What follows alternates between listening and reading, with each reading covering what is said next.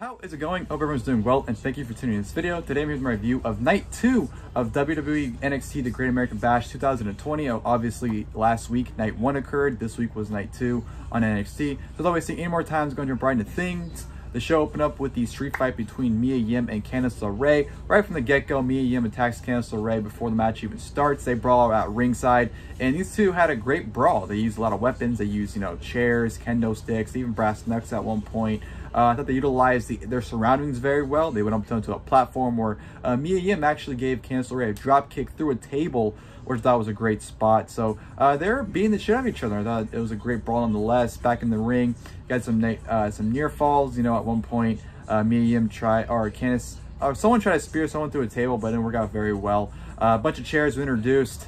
Candice tried to bury Mia into them as she went onto the table that was on top of the ropes to do a spot, but Mia Hamm fought out of it. Tried to fight down Candice for a suplex, but Candice ended up taking the brass knucks off her hand, wailing Mia Hamm with it, ended up hitting a swinging neck breaker off the table onto all the chairs, and the way they landed, Candice's arm draped over Mia Hamm. 1, 2, 3. Candice gets a huge win over Mia Hamm. Great opener. I thought these two went out there and had an excellent brawl. Like I said, I thought they used their surroundings, very well. They used a lot of weapons, and they just had a straight brawl. It was a legitimate street fight, and I thought it was great. And Candice getting the win definitely was needed. I thought it was a big win for her. Big win for her, especially considering that Mia eliminated her last week. So I think it evens the score and gives Candice a big win, like I said. So great opening match. Really enjoyed that one. Next, we go to Bronson Reed taking on Tony Nese. This was a fine little match here, not much to it. Basic formula, obviously Bronson Reed's a big guy. Tony Nese is kind of a little guy. Even though they're kind of the same height, their body sizes are completely different, obviously. And they kind of played off of that. Even though Bronson Reed is very athletic and very agile for guys his size, I thought it was a great tribute from him by hitting the bionic elbow on Tony Nese at one point. So that was good. But yeah, it was a short little match, but it was fun. Bronson Reed ends up just annihilating Tony Nese with a lariat to set up the splash for the 1, 2, 3. So Bronson Reed gets a big victory over Tony Nese. Like I said, it was a short match, but it was solid for what it was. Backstage, we had Robert Stone talking about his loss with Isiah, and then Shotzi Blackheart gets involved. And he ends up getting ran over by Shotzi Blackheart in her tank. It was a decent little comedy sketch. I do enjoy Robert Stone's over-the-top character. I do think it's funny. I do like it. But the whole, I don't know, Shotzi Blackheart's very cringe to me. I don't really like anything she does. So, I don't know, she kind of ruined it. But that was just me personally. From there, we go to Johnny Gargano taking on Isiah Swerve Scott.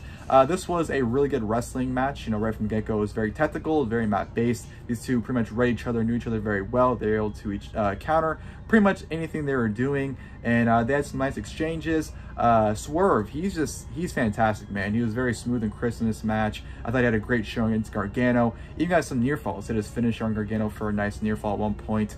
But yeah, it was very, very good. It could have been better, though. I do think these two had the potential to go out there even have a better match, maybe on a potential takeover in the future.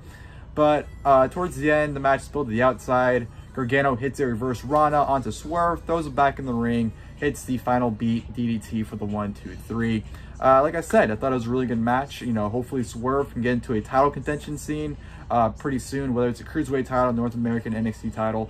I think Swerve definitely should be in title contention sooner rather than later. So yeah, really good match between Gargano and Swerve, like I said. From there, we go to a 6-man tag team match. Of course, the team of Drake, Maverick, and Breezango taking on Legarda, del Fantasma, I believe. That's the stable name. It was a fine match for what it was. It was good. Right from the get-go, the story was, Maverick trying to get his hands on Escobar, but he just was pretty much ignoring Drake the entire time. Drake and Breezango had the upper hand until Tyler Breeze got worked on. Del Fantasma just had frequent tags, working over Breeze the entire time.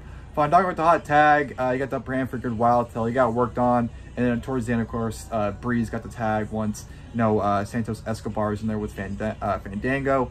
Hot tag to Drake. They went at it for just a very brief little while. Even though the entire match they were hyping up, Maverick getting his hands on Escobar. It was a very brief exchange between the two.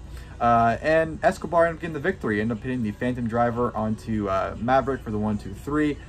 Getting the surprise win, at least to me, I wasn't expecting it, but I do think it adds to Maverick's redemption story. Obviously, the story is him trying to get his hands on, Escobar, and when he finally did, what happened? He lost again. So I think it definitely adds to the story between the two of them, so I didn't mind Drake taking the pin for that reason.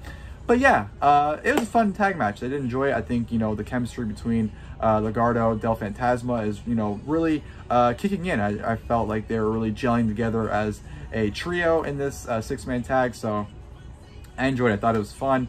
And yeah, it definitely adds more to the Maverick, Del Fantasma story as well. Mircea Martinez came out for a match. She took on Santana Garrett.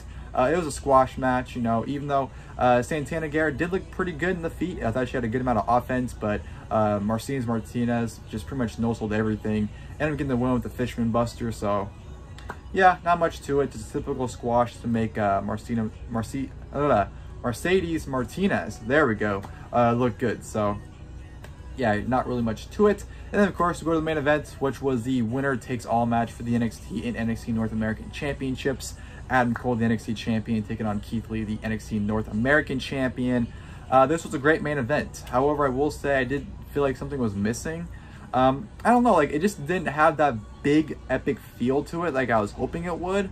It didn't feel as big as it should have, and that's just my personal opinion. Right from the get-go, Keith Lee got the upper hand on Cole. He was kind of toying with Cole for a while. They went to the outside where he tried to do the pounce, but he missed it, ended up putting himself through one of the plexiglasses, and then at that point Cole was able to get the upper hand, hit a bunch of super kicks on Lee. It was able to ground him for a good little while. Cole pretty much threw everything he could at Lee, hit the last shot multiple times, even hit the Panama Sunrise, and Keith Lee kicked out of it. So Keith Lee was just, he was hulking up. He was hulking up, and Cole, like I said, was just doing everything he possibly could.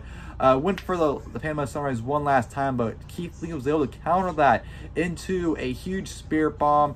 And then after he hits that, says he's not done, lifts Cole's up, hits the Big Bang Catastrophe, 1, 2, 3, and Keith Lee is your brand new NXT champion while remaining your NXT North American champion. Couldn't be more happier for him. Definitely deserves that after the year he's had, literally since Survivor Series. He's just been on fire. The great match, or the great ending he had with Roman Reigns, his performance against Brock Lesnar in the Royal Rumble, him beating Roderick Strong for the North American Championship, and now him winning the NXT Championship. What a goddamn year it's been for Keith Lee, and I'm very excited to see where his title reign goes going forward. In terms of Adam Cole ending his title reign, and obviously his 400-day plus title reign, I don't think it was time for him to drop it just yet. I still think there was some mileage he had, but I do think Keith Lee was the right guy to beat him for at the end of the day. So I'm not going to complain about Cole losing it now. Like I said, I think Keith Lee was the right guy to beat him for it. So really good main event. Like I said, I do think there was still something missing. I don't know, it just didn't feel as monumental as I was hoping the match could have been. I don't know because it was taped or if it just kind of just happened on NXT instead of a takeover.